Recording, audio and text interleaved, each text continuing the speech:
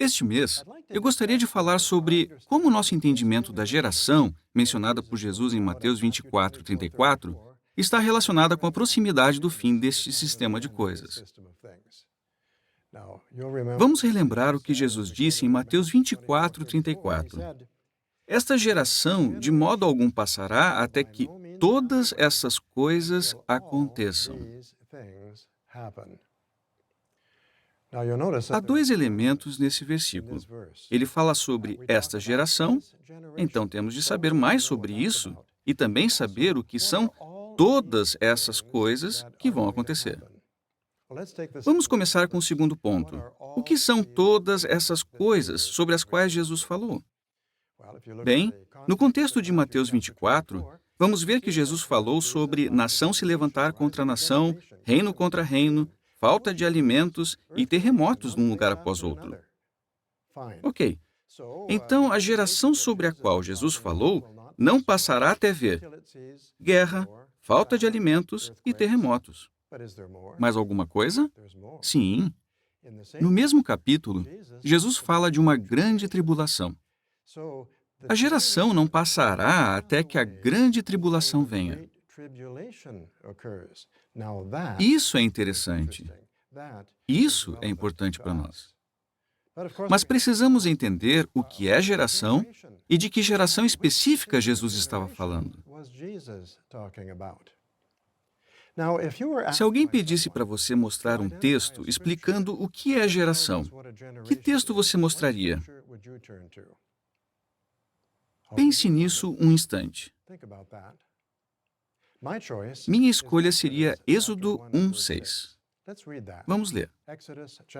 Êxodo 1:6 diz: Por fim, José morreu, bem como todos os seus irmãos e toda aquela geração. O que sabemos sobre a família de José? Ele tinha 11 irmãos. 10 deles eram mais velhos que José. Um deles, Benjamim, era mais novo.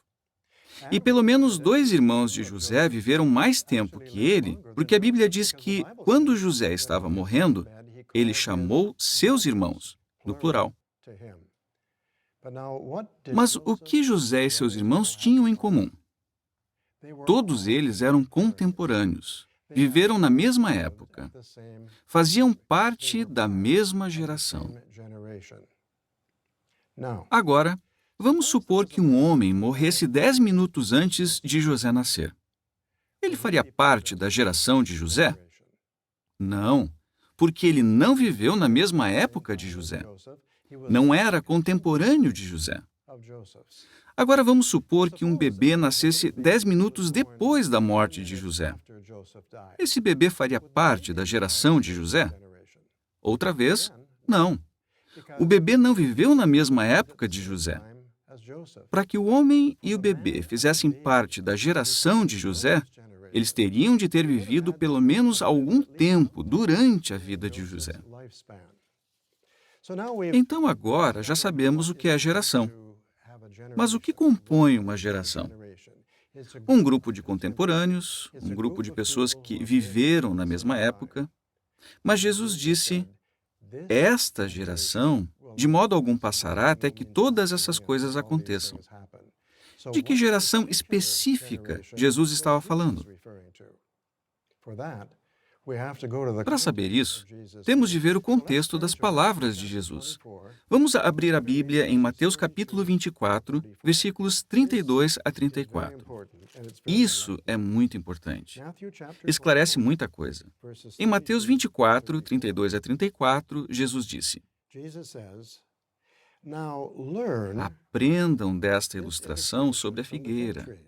Assim que os ramos novos ficam tenros e brotam folhas, vocês sabem que o verão está próximo. Do mesmo modo, quando virem todas essas coisas, saibam que ele está próximo, às portas. Eu lhes garanto que esta geração, de modo algum, passará até que todas essas coisas aconteçam.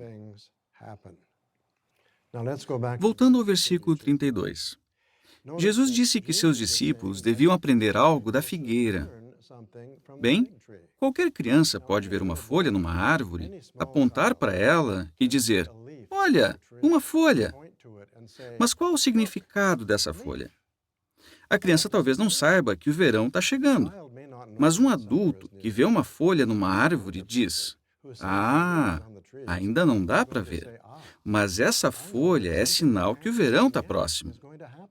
O verão ainda não chegou, mas quem é mais velho chega à conclusão que ele está próximo. E, no versículo 33, Jesus começa dizendo do mesmo modo. Ele fez uma ligação aqui, não é? Entre o versículo 33 e o 32. Ele disse: "Do mesmo modo, quando virem todas essas coisas, saibam que ele está próximo, às portas." O que Jesus quis dizer com todas essas coisas?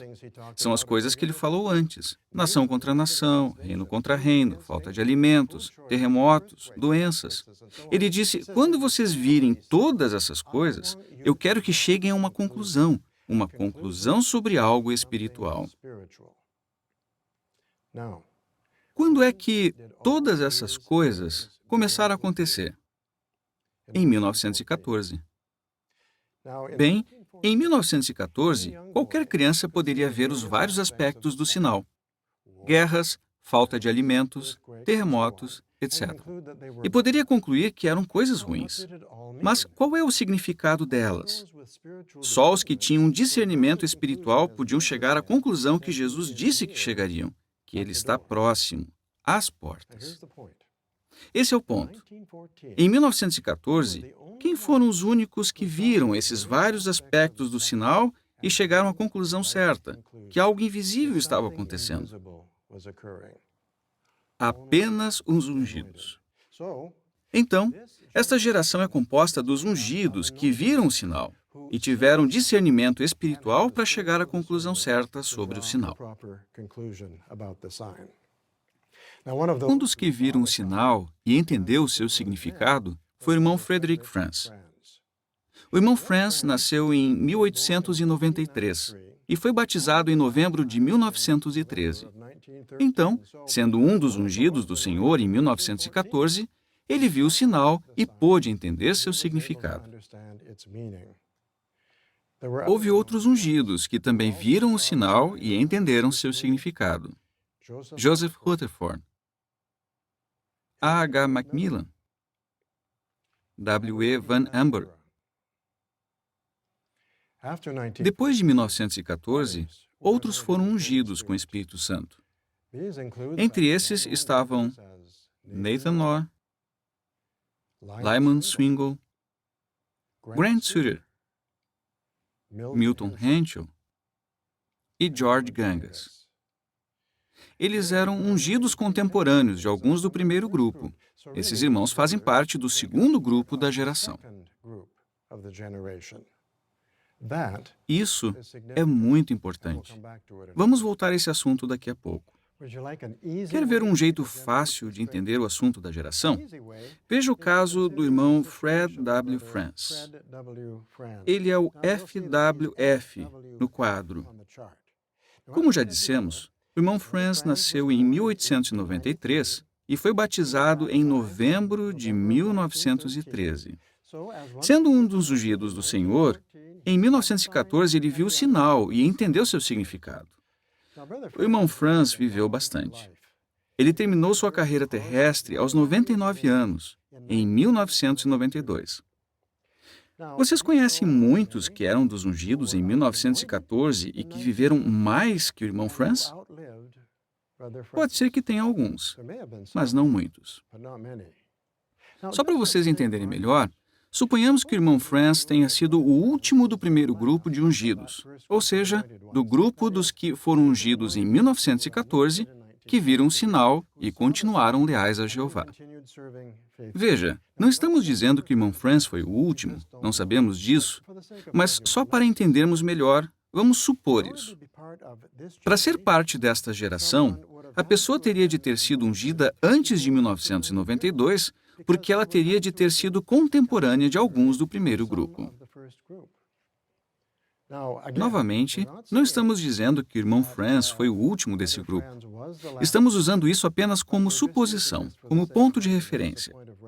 Qualquer pessoa ungida depois de 1992 seria parte dos ungidos, mas não seria parte desta geração. E Jesus disse: esta geração não passará até que todas essas coisas aconteçam. Percebe como tudo isso se relaciona com a urgência dos nossos dias? Mas alguém talvez diga: sabemos que alguns dos ungidos estarão na terra quando a grande tribulação começar. Mas quem pode dizer que Jeová não vai ungir mais pessoas nos anos à frente? E então elas lerão sobre nós numa versão atualizada do livro Proclamadores. Bem, a resposta é simples.